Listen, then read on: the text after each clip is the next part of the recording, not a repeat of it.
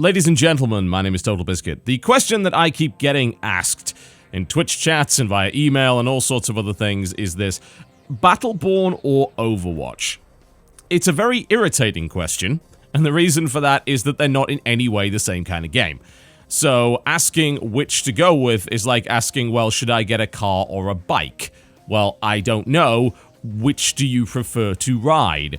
What I will, however, do in this video is break down the key differences between each game. The idea has been floating around for a while, and that's probably down to a marketing campaign that has evidently not been all that effective from Battleborn, that Battleborn and Overwatch are very similar games and they're trying to compete in the same space. Now, while it might be true that they're competing in a similar space, that being multiplayer first-person shooter, they are not actually similar games. And I think we need to dispel very clearly that idea and look in depth at the feature sets of both, because this could end up being very confusing for the consumer if they can't figure out the differences between the two. They might end up with the wrong game. They might end up with the game that they weren't actually looking for. So I'm calling this video Battleborn vs. Overwatch for Dummies. I'm going to break down various categories. I'm going to talk about the differences, show some footage, and then come to a conclusion as to what each game is and what purpose it serves. These two games are not the same. If you spend some time playing both of them, they're not even that similar. They are both FPS, yes. And they both contain so-called hero units, and that's the idea of a class of character that has a preset kit, which consists of a weapon, or in some cases two, and some themed cooldown-based abilities. The characters will also have an ultimate ability, which is charged in various ways, and they could both be considered part of the so-called emergent hero shooter genre. The thing about the hero shooter genre is that it's, one, a nascent genre, and two, you could argue that it's barely even a genre at all. It's descriptive in terms of how the games handle their class mechanics. What it is not is descriptive in terms of how it handles things like PvE, or progression, or anything along those lines. There are some hero shooters which have forms of progression in them, and then there are some that are not, and yet both inhabit the same subgenre. The thing about general genres such as first-person shooter is that they can be generic. You know, they can be very wide, they can include a wide variety of different games.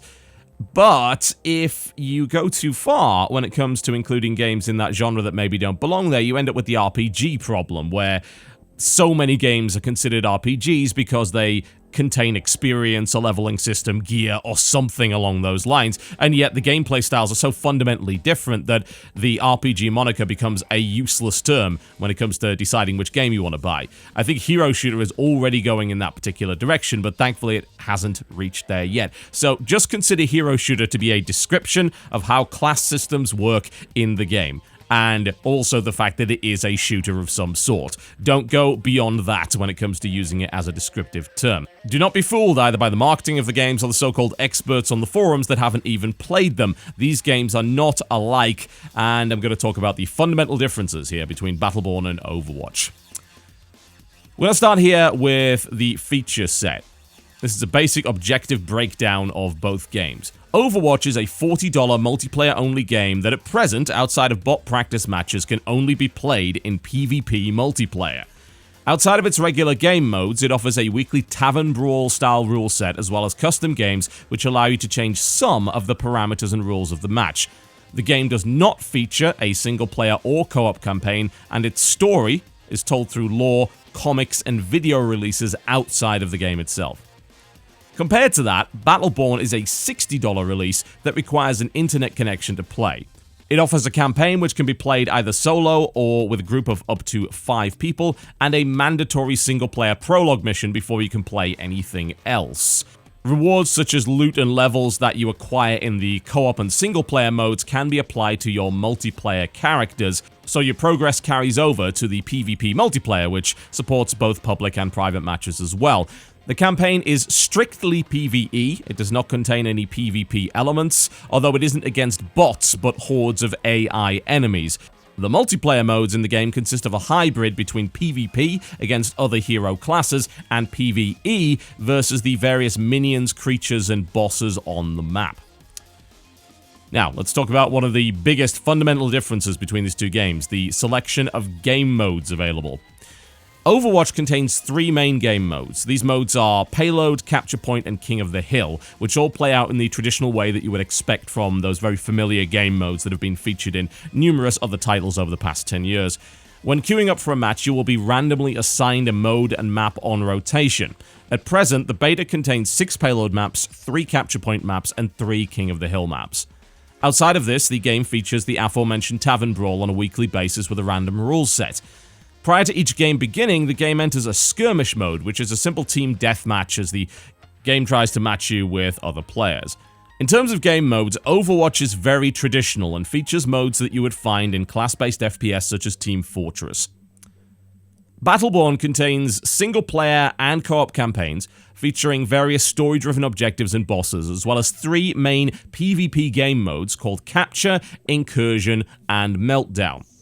Of these, Capture is arguably the most traditional mode. It involves capturing various energy collectors on the map, and at present there are 2 maps available for that mode. Meltdown and Incursion are both modes inspired by games such as Dota, League of Legends, and Super Monday Night Combat, although they are distinctly first-person shooters. In Meltdown, the team must escort their minions to the enemy furnace in order to perform a sacrifice and earn points. Halfway through the game, the furnace changes position, and players can spend currency they acquire in the match to summon super units and place defenses. Their priority is to kill enemy minions rather than players, to prevent the enemy team from scoring. Meltdown also features 2 maps. The final mode is Incursion, and it's the most complex of the 3 modes and features the largest map, as well as a mini-boss and boss that must be defeated by your team in order to win. This mode has a large number of minions fighting for each side, as well as 5 player-controlled heroes, and these minions can be augmented by spending currency on super minions, as well as capturing mercenary camps around the map. Defenses may also be placed in various preset nodes on the map and may be upgraded. Players both fight minions and other players in these modes, while collecting a currency called shards, which can be spent to either activate gear in their loadout or build defenses and purchase minions. Spending your currency on defenses and minions will give you a large experience boost and results in much faster leveling up, whereas activating gear will give you passive bonuses to your character. Each boss must be defeated to win in the Incursion mode, and usually requires a wave of minions due to its shield and high damage. Incursion is also available to play presently on 2 maps. All 3 game modes have significant PvE elements and are more akin to Dota than they would be to Team Fortress. Alright, let's talk about characters and customization. Overwatch features a roster of 21 heroes, and customization is purely cosmetic, ranging from skins of varying rarities which can be acquired through random crate drops, as well as collectible taunts, poses, voice lines, and sprays. Hero loadouts cannot be changed and are preset for each character. The heroes are broken up into 4 main archetypes: Assault, Defense, Support, and Tank, each containing several different heroes that can fulfill the role in different ways. All heroes are available from the start of the game and can be hot-swapped in a match. At present, all customization is free, and the game does not have microtransactions. The only exception to this are 5 exclusive skins which are available in the Founders Edition of the game. Battleborn currently features a roster of 25 heroes, some of which are not available at the start and must be unlocked by reaching a certain level or by completing the unlock challenge for each hero. Cosmetic customization is available with various unlockable skins. It's also possible to equip heroes with different equipment loadouts, one of which can be taken into game. These loadouts consist of 3 pieces of equipment which begin each match inactive and must be activated by spending the appropriate number of shards, which is the in-game collectible currency available on each map. Once activated, a piece of gear provides a set of passive bonuses and sometimes downsides as well, depending on the piece of gear selected. You can get more powerful gear that provides more bonuses, but it also costs more to activate, so it's going to spend more of the match offline and perhaps be useless to you if you can't collect enough shards to turn it on. This gear is acquired through random drops and various rarities of loot packs, which can be bought only with the in-game currency. It's also possible, if you wish to avoid spending those in-game credits, to acquire these items through the campaign mode. You can get both equipment drops and loot pack drops from completing various challenges and missions in the campaign mode, which can then be equipped in your PvP loadout. Currently, the game does not contain any microtransactions. The exception to this are the 5 gold skins currently available for pre-order customers. Since we're talking a little bit about customization, it might be a good idea to talk a little bit more about the business model, since that's tied inherently to that idea. So Overwatch is a multiplayer-only game that costs $40 or $60 for the Founders Edition, which contains bonus cosmetic items and all that sort of thing. The game currently has no microtransactions, and all drops are required by random chance in loot boxes, which you get every time you level up your account, or bought with in-game currency, which can also be found in some of said loot boxes. The game does feature 5 premium skins, which can only be acquired with the Founders Edition of the game. But as it stands, all 21 heroes in the game are included for free, and Blizzard has publicly stated that maps and heroes post-launch will also be free, as of an interview in December 2015. Battleborn, on the other hand, costs $60 and currently also contains no microtransactions. All drops are acquired in loot packs, which are dropped in-game or purchased with points, which are also acquired by playing matches. The game features 5 gold skins, which can only be acquired through pre-order or the acquisition of the Season Pass. The Season Pass is said to contain 5 new operations, which are single-player and co-op missions, and instant access to 5 new heroes once they're added to the game, and the Season Pass will cost you $20. Gearbox have stated that the heroes added will be free, though it's likely that the Season Pass unlocks them instantly, whereas you'll require a challenge of some sort to unlock them for other players. Multiplayer maps will be free updates, whereas additional single-player content, co-op, and hero skins and taunts could be part of DLC, purchasable in $5 content packs a la carte or via the $20 Season Pass. Alright, now let's talk about the gameplay and the differences between the two titles.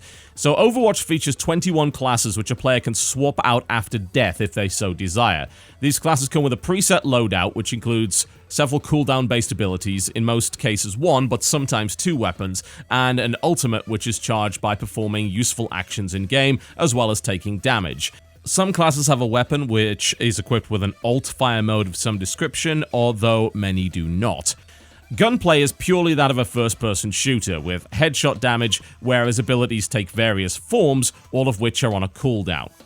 Most heroes have some sort of movement-based ability, whether it be the ability to climb walls, use a jetpack, or a grappling hook.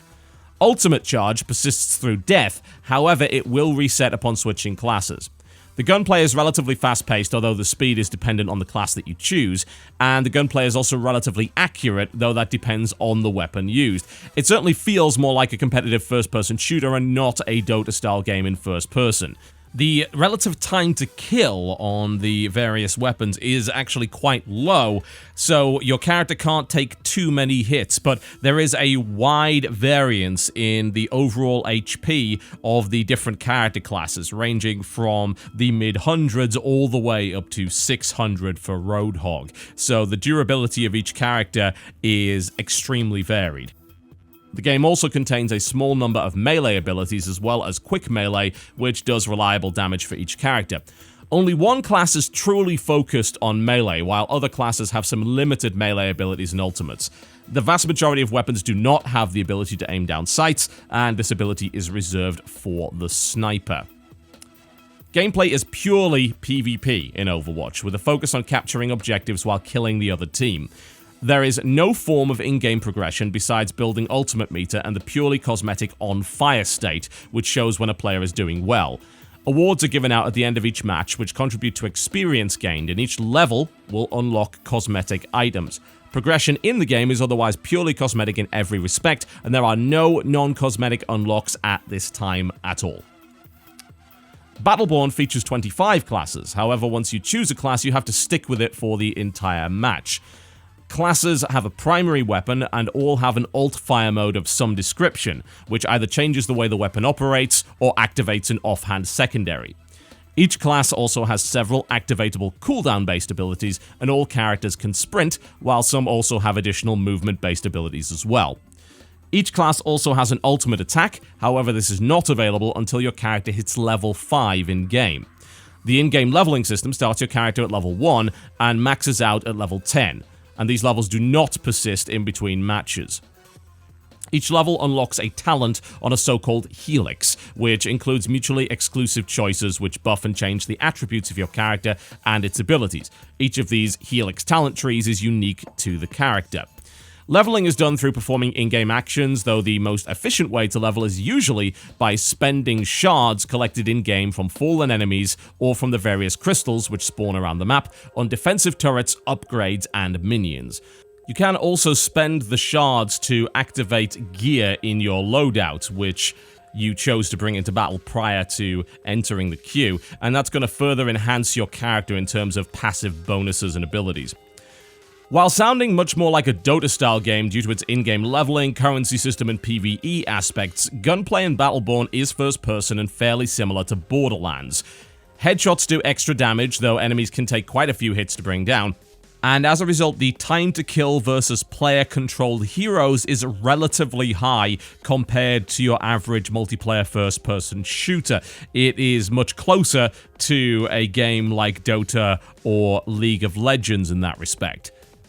Smaller minions will die very fast, usually to a single headshot, although the larger minions have shields and quite a bit of HP, as do the enemy heroes. The gunplay is relatively fast-paced, although speed again is dependent on class, and relatively tight, though it really depends on the weapon used, and the game also features various melee abilities and weapon loadouts dependent on class. Several classes in this game are melee-focused, while others have some melee abilities and ultimates. The gunplay feels relatively Borderlands-esque, so it's reasonably accurate but somewhat arcadey. Unlike Borderlands, most weapons do not have the ability to aim down sight and must be fired from the hip. The gameplay in Battleborn is a mixture of PvE and PvP, with capture being the most PvP-focused and incursion the least.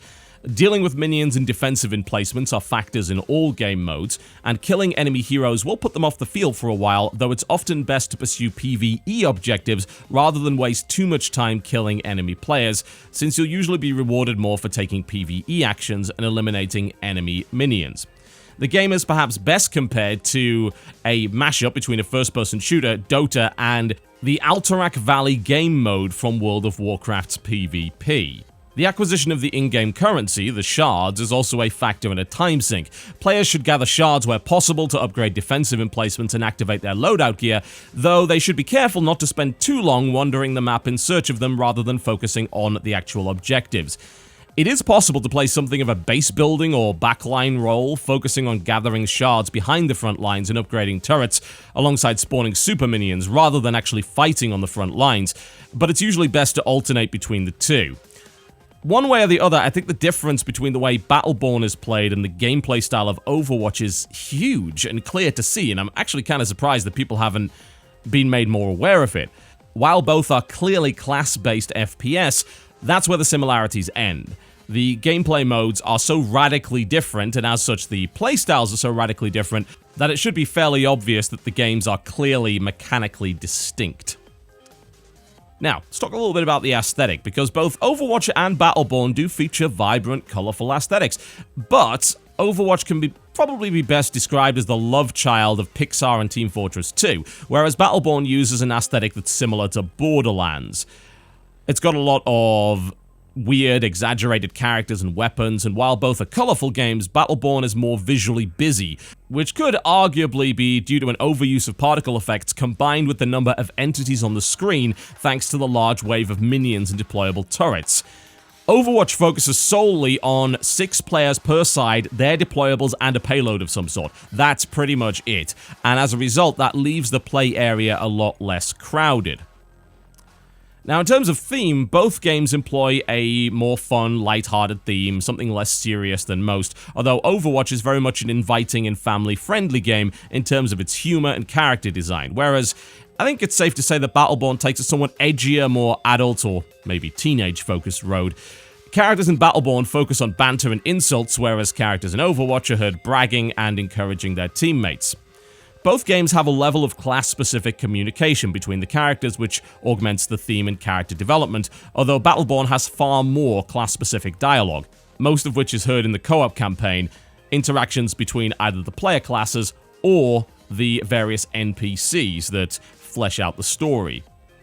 Battleborn features a traditional Gearbox sense of humor, which is often wacky, peppered with occasional light swearing and references here and there, though I have to say they do seem to have toned that down when it comes to the pop culture and the internet memes compared to Borderlands, which, at least in my eyes, is most welcome. Battleborn has a clear plot line, which is told through its campaign, whereas Overwatch has strong lore, which is told through the environment and external media, such as cartoons and comics. Both games seem heavily invested in building up their characters as iconic, though I think it's arguable and probably kind of safe to say that Overwatch has succeeded more so in this regard up to this point. Neither game has a huge amount of coherence when it comes to its lineup, both going for a very diverse and oddball cast of characters of different genders, species, and races. It could be argued that Battleborn maybe has more variety for variety's sake, with crazy characters such as a giant luchador wrestler and a walking mushroom, although both games justify the presence of these characters in the lore, and it's worth noting that multiplayer games do tend to focus more on the variety of character classes available, and prioritize that play variety over any kind of narrative coherent reason for those people being there. Battleborn in particular includes lore-focused challenges, which provide character exposition and information on each of the heroes you play in the game, although they are certainly a ragtag group of people.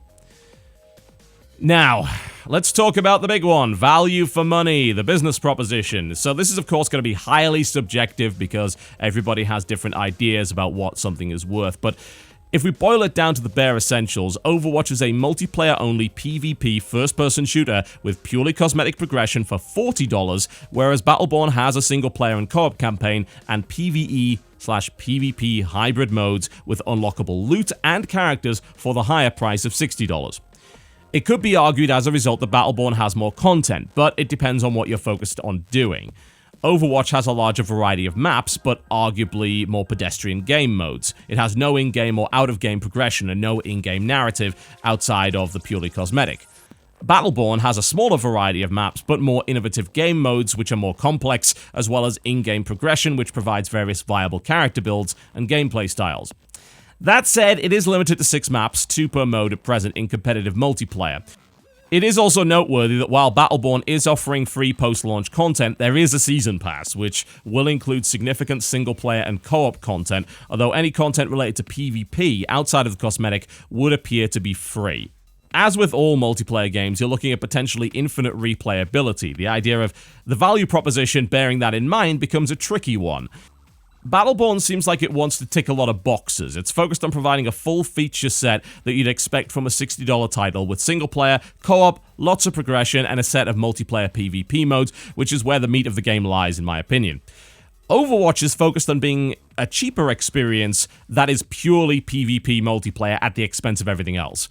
One could argue that this singular focus will result in better content long-term for the player base, whereas Battleborn may be spreading itself a little bit too thinly, trying to keep both the co-op and the PvP players interested post-launch. That said, right now it's clear that Battleborn is a fully featured product which may justify the full price, whereas Overwatch is purely multiplayer and may as a result be compared to games like TF2 or CSGO, both of which are significantly cheaper offerings. Either way, you should get a lot out of what you put in, and it's been made clear by their respective betas that both games have given some players hundreds of hours of gameplay already, which should justify the price tag of either title. Just how much protection that upfront price tag is going to offer from future microtransactions is a questionable one. Though Blizzard has committed to not charging for substantive content, it is likely that we will see some kind of in-game cash shop for skins and other cosmetics in the future. It's worth noting the beta currently does not have that. There is perhaps a valid concern that since single-player and co-op content is part of the Season Pass for Battleborn, free content updates such as multiplayer maps and more heroes may be neglected in favor of producing the content which continues to make money post-launch.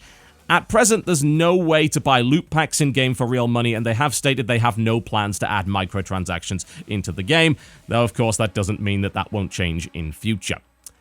So, conclusion. These are both very different games. Despite some surface similarities, Overwatch is pure PvP, team-based FPS combat, whereas Battleborn includes single-player, co-op PvE modes, and its signature competitive multiplayer, which is a PvE and PvP hybrid in first person. It's got some Dota elements, such as gear and in-game leveling. It, of course, brings in influences from Super Monday Night Combat, as well as classic titles such as Tribes. The question is, which one do you want to go for? They both bring something very unique to the table. They're both very good at what they do, but it would not be correct at all to suggest that they do the same thing. The question is, what are you looking for in your next multiplayer FPS? Do you want co-op? Then Battleborn's your only choice. Do you prefer a pure PvP experience? Well, that's Overwatch. Both are competitive games, but only one of them has the option to go up against hordes of AI, and that is Battleborn. Only one of the games has a story-driven campaign, while both have strong lore and well-fleshed-out characters. If you're looking for me to tell you which is better, I'm not going to do that, because there's absolutely no point in making such a trite comparison. They're both fundamentally different games that do very different things, and they're both good at what they do. Honestly, it's best to avoid the marketing for both of these games, since they both make themselves out to be quite similar to one another, and instead, go watch some gameplay. Determine whether or not the PvP and PvE hybrid is your thing, or whether you're looking for pure PvP gameplay. One of these games is closer to Dota, whereas the other is closer to TF2, but they're both very clearly first-person shooters at their core. Right now, the games are competing less in terms of their mechanics and more in terms of mindshare. They're looking to take up your time. They're looking to become your next go-to game. They're also looking to compete with big established brands on the market such as Team Fortress and CSGO, as well as Call of Duty. I think it's safe to say, in terms of prominence and popularity, Overwatch is clearly winning at the moment, but the launch has looked fairly strong so far for Battleborn, and it has a large concurrent player base right now, as well as being the top-selling game on Steam as of the time of this recording. Whether or not either of these games are going to rip people away from the various genres that they're competing with, you know, if you think about it, not only are you competing with FPS, especially when you come to Battleborn, but you're also competing with League of Legends and Dota and Smite and all sorts of other stuff like that, as well as upcoming hero shooters such as Lawbreakers and Paladins. It may be that Overwatch has the edge because it's competing directly with less games. It has less features, and as a result, it's not straying into the territory of games like Dota or League of Legends or anything along those lines. It's focused purely on the first-person shooter aspects, which means it's more limited in the games it has to compete with. I think Overwatch definitely has the edge in terms of its marketing and just how much momentum it has going into the open beta, but I don't think Battleborn should be dismissed because, as I mentioned in my first look at the game, this is a title that is quite unique. It takes a lot of different elements from a lot of different games and combines them into a unique recipe. And I think it would certainly be a shame if Battleborn was ignored or dismissed as an Overwatch clone. It clearly is not. It's very much a different game, and while it certainly has its problems, it's worthy of your attention one way or the other. Hopefully this video was helpful and you come away knowing a little bit more about the differences between these two games, and you stop bloody comparing them now, please. If you like this video, then by all means do feel free to click the like button. If not, then the dislike button is right over there, and I'll see you next time.